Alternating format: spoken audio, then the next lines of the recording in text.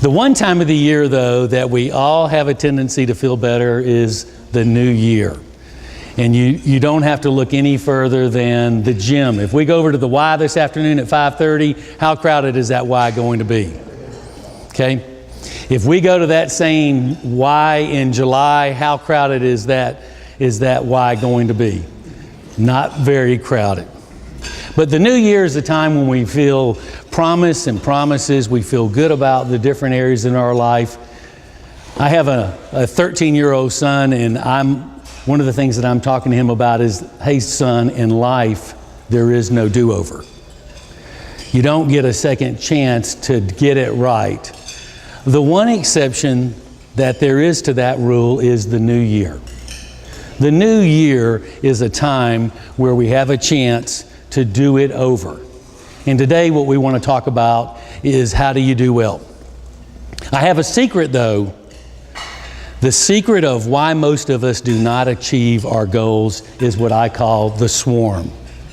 And I talked about earlier the gym and how everybody is at the gym in January. And it's not that in July that everybody is all of a sudden going to a different gym. What happens is the swarm takes over in our life. And what is the swarm? The swarm today is the 150 emails that you get in your inbox. The swarm is the number of calls that you get today. It's your boss or your employees coming to you with requests that you may have. And then the swarm is not only that, but it's issues with your children.